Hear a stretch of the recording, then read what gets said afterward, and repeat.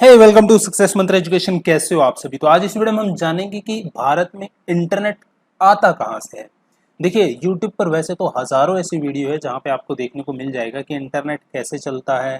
ठीक है, पूरा वर्ल्ड कैसे इंटरनेट से कनेक्टेड है, लेकिन क्या आप जानते हैं कि भारत में इंटरनेट कहाँ से आता है। तो आज मैं आप इस वीडियो में यही डिस्कस करने वाला हूँ, वो मैप जिसमें मैं आपको बताऊंगा कि भारत में इंटरनेट जो है कहाँ से आता है। तो चलिए इस वीडियो को शुरू करते हैं और आगे बढ़ते हैं। तो सबसे पहले हम जानते हैं दोस्तों, आपको सबको पता होगा, आपने यूट्यूब पे काफ़ी वीडियोस भी देखी होंगी कि ये जो इंटरनेट है ये सारा का सारा जो ट्रांसमिशन सिग्नल्स का होता है ये सबमरीन केबल्स के थ्रू होता है। मतलब कि सबमरीन केबल क्या होती हैं, ये वो केबल्स होती हैं जो डाटा ट्रांसमिशन के लिए समुद्र के नीचे बिछाई जाती हैं।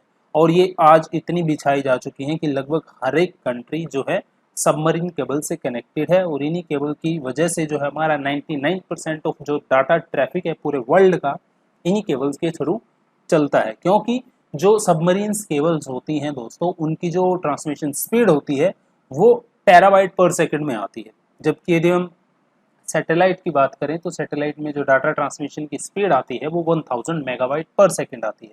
तो इसीलिए जो ये केबल्स होती हैं सबमरीन केबल्स, इनको डाटा ट्रांसमिशन के लिए बेनिफिटेड सबसे ज़्यादा माना गया है। अब हम बात करते हैं भाई, इतना जाल बिछा हुआ है पूरी दुनिया में इन केबल्स का, लेकिन वो केबल्स कौन सी हैं जहां से भारत को डाटा मिलता है, यानी कि जहां से आप इंटरनेट चलाते हैं। तो चलिए उसके बारे में जानते हैं। तो चलिए मैं सबसे पहले आपको बात कर देता हूँ कि ये इंटरनेट जो होता है कैसे काम करता है, कैसे इंटरनेट प्रोवाइड होता है। ठीक है, पूरे वर्ल्ड में एक मैं थोड़ा सा आपको ब्रीफ दे देता हूँ। तो सबसे पहले हम बात करते हैं दोस्तों, क्या होता है। मान लीजिए एक कंट्री है, मान लीजिए अमेरिका है, अमेरिका से एक वायर कनेक्ट करती है, ठीक है, रशिया से कनेक्ट करती है, फिर वो यूके में, यूके से इटली, इटली से फ्रांस। ठीक है, तो ऐसे मान लीजिए एक स्ट्रक्चर बनाया जाता है डाटा ट्रांसमिशन के लिए।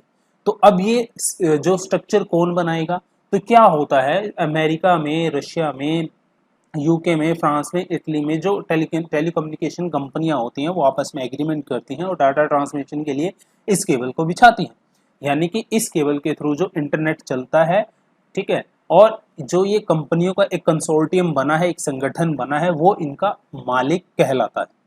ठीक है, तो इन मालिक को बोला जाता है टायर वन आईएसपी, यानी कि internet service provider tier one. ठीक है, अब ये केबल समुद्र के नीचे से बिछाई जाती हैं, तो जाहिर सी बात है ये धरती पे भी जुड़ती होगी, कहीं पे तो जुड़ती होंगी ना। तो जहां पे ये धरती पे जुड़ती हैं, मान लीजिए यहाँ पे जुड़ती हैं, तो इन पॉइंट को बोला जाता है लैंडिंग पॉइंट।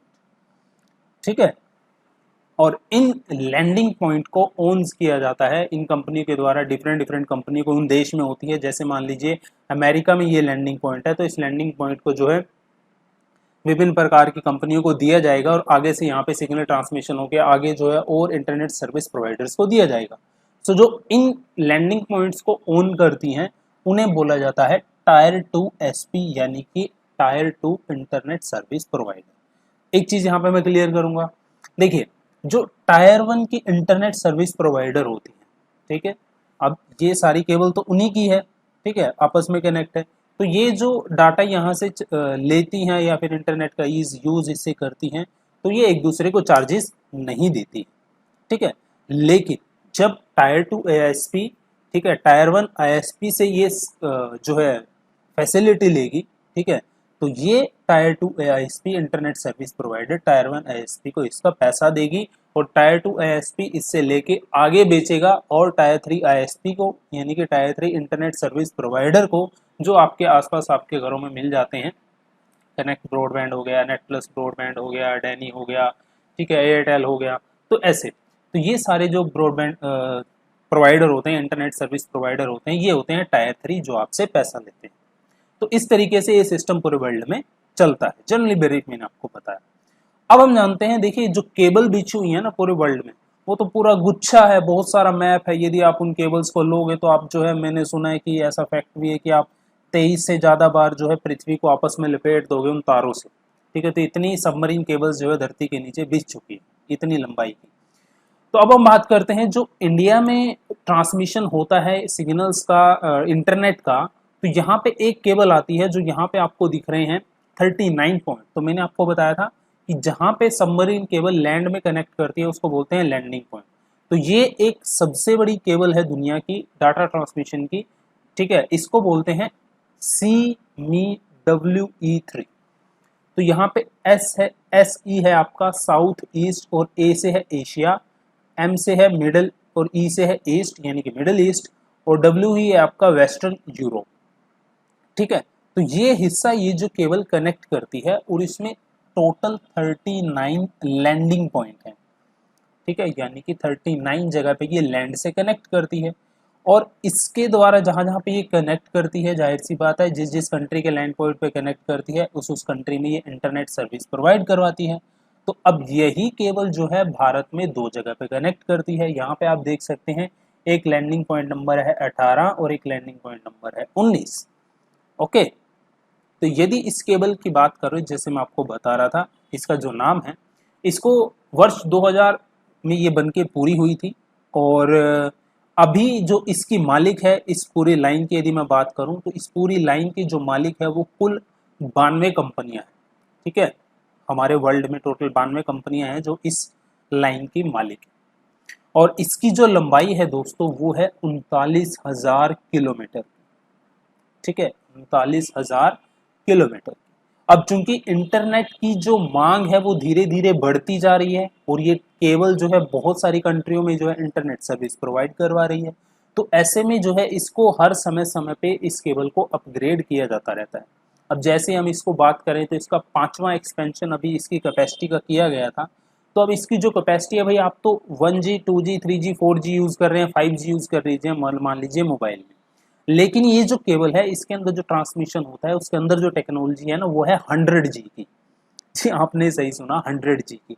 इसके अंदर जो डाटा ट्रांसमिशन की स्पीड है वो है 4.6 टेराबाइट पर सेकेंड। ओके, 4.6 टेराबाइट पर सेकेंड की। तो एक तो ये केबल है जहां से हमें इंटरनेट मिलता है इंडिया को। अब एक दूसरी केबल और है, चलिए उसके बारे में जानते हैं। ये है आपकी बे ऑफ बंगाल गेटवे, जिसको BBG बोला जाता है। ओके, तो ये केबल ओमान से शुरू होती है, फुजीराहा से, और ख़त्म होती है आके सिंगापुर में, ठीक है। इसके 2 लैंडिंग पॉइंट हैं, एक तो है मुंबई में और एक है चेन्नई, ठीक है। और जैसा मैं आपको बता रहा था, तो विभिन्न प्रकार की कंपनियों का ये कंसोर्टियम है, यानी कि बहुत सारी कंपनियां इसको जो है ऑन करती हैं इस लाइन को, और यहाँ जहाँ जहाँ पे इसके लैंडिंग पॉइंट है वहाँ वहाँ पे ये जो है इंटरनेट सर्विस प्रोवाइड करती है। और यदि हम बात करें इस जो लाइन की है, ये लाइन है जो, इसमें जो है रिलायंस जियो की भी हिस्सेदारी है। तो इसके जो लैंडिंग पॉइंट हैं वो है Baraka, Penang, Fujairah, Mumbai, Mount Lavinia, Chennai. अब एक तीसरी लाइन की बात करते हैं जहां से इंडिया को इंटरनेट मिलता है, ठीक है। ये तो अब बात करते हैं कि इंडिया का जो डाटा है, ठीक है, यूके का जो डाटा है वो आपस में कैसे कनेक्ट करता है, क्योंकि इंटरनेट क्या है, इंटरकनेक्शन है आपस में डाटा का, डाटा स्मूथली चलता रहता है इंटरनेट के ऊपर, तो ठीक है। सो यदि आपको यूके का डाटा जो यूके और इंडिया को जो लाइन जोड़ती है वो कौन सी है, तो वो है आपकी यूरोपियन इंडिया गेटवे। जी आपने सही सुना, इस लाइन की जो लंबाई है वो है 15,000 किलोमीटर, ठीक है। तो 18 टेलीकॉम कंपनियां ऐसी हैं जिन्होंने इसमें इन्वेस्ट कर रखा है, जो इस लाइन की मालिक हैं, और उनमें से एक इन्वेस्टर हमारे देश की भारतीय एयरटेल भी है, ठीक है। तो ये जो केबल है कौन कौन सी कंट्री को आपस में कनेक्ट करता है, यूनाइटेड किंगडम को, पुर्तगाल को, गिब्राल्टर को, मोनाको को, फ्रांस को, लीबिया को, इजिप्ट को, Saudi Arabia, Djibouti, Oman, United Arab Emirates और इंडिया। तो इतनी बड़ी ये जो लाइन है ये सिर्फ समुद्र के नीचे ही है। तो ये वो पाथ हैं, ये वो लाइंस हैं, ये वो डाटा ट्रांसमिशन की सबमरीन केबल्स हैं जहां से इंडिया को इंटरनेट मिलता है, ठीक है। आगे जो इंडिया में इनके लैंडिंग पॉइंट्स होते हैं उनको कंपनियां ऑन करती हैं और आगे जो है सर्विस प्रोवाइड करवाती हैं। फॉर एग्जांपल के तौर पे जो भारतीय एयरटेल है उसके पास 2 लैंडिंग स्टेशन है, ठीक है, एक चेन्नई में है, ठीक है, और एक है मुंबई में।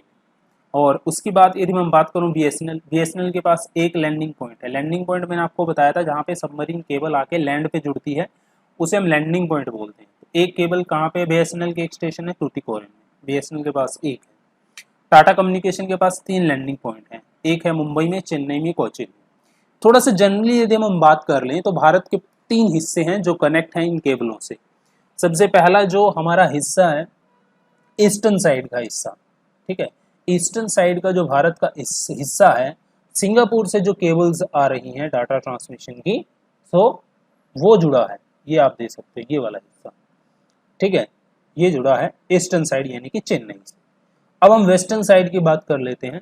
सो वेस्टर्न साइड में जो यूनाइटेड अरब अमीरात से जो केबल्स यहाँ पे आप जो देख रहे हो आ रही हैं, ये जुड़ी हैं कहाँ, मुंबई से, ठीक है। और जो हमारा सदर्न हिस्सा है ये वाला, यहाँ पे जो केबल्स आ रही हैं, जो साउथ अफ्रीका से केबल्स आ रही हैं, ये साउथ अफ्रीका से जो केबल आ रही है ये हमारे सदर्न हिस्से से जुड़ी है। सो ये जो मैंने आपको लाइनें बताई, इन्हीं लाइनों से इंटरनेट ट्रांसमिशन होता है और कंपनियां जो है लैंडिंग पॉइंट खरीदती हैं और आगे जो है ISP को बेचती हैं और फर्दर ISP जो होते हैं आगे, ठीक है, वो आपको आपके घरों तक जो है डाटा पहुंचाते हैं। इस तरीके से जो है भारत में इंटरनेट आता है। जब भी अब हम 2018 तक की बात करें तो पूरे भारत में 326 इंटरनेट सर्विस प्रोवाइडर, ठीक है। तो आई होप आपको ये गेटवे पता चल गया होगा कि भारत में जो इंटरनेट सर्विसेज होती हैं उसका जो ट्रांसमिशन होता है कौन कौन सी लाइंस के जरिए होता है। अगर ये वीडियो आपको अच्छा लगा है तो प्लीज़ इसको लाइक कीजिए और चैनल को सब्सक्राइब कर लीजिए और फर्दर नई वीडियोज़ के लिए मिलता हूँ आपसे नेक्स्ट वीडियो में नए टॉपिक के साथ।